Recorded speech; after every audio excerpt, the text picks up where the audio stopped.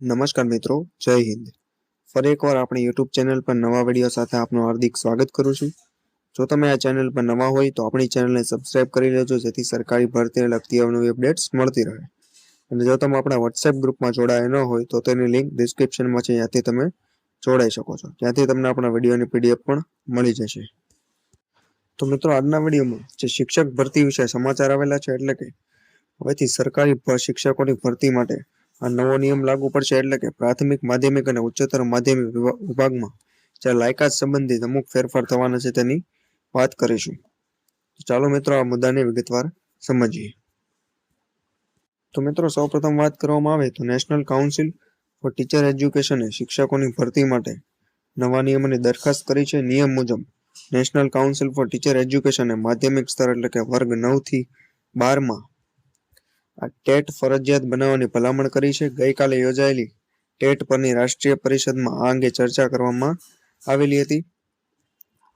કાઉન્સિલે CBSE સાથે partnership કરીને teacher eligibility test એટલે કે ટેટ પર ચર્ચા કરવા માટે એક દિવસ માટે નેશનલ કોન્ફરન્સનું આયોજન કરેલું હતું.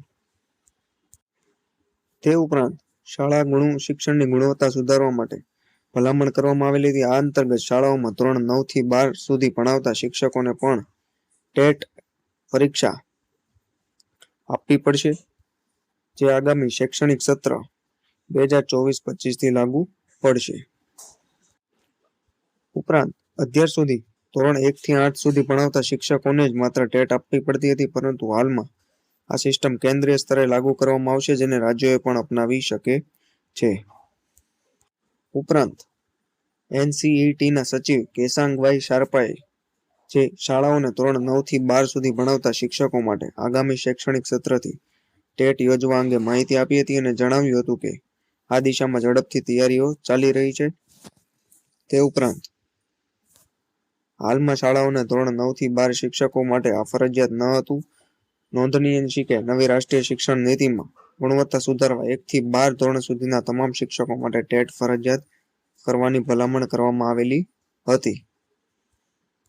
તો મિત્રો, હવેથી ધોરણ 1 થી 12 ભણાવતા તમામ શિક્ષકો માટે ટેટ પાસ હોવું ફરજિયાત કરવામાં આવશે, એવા સમાચાર આ આર્ટિકલમાં મળી રહ્યા.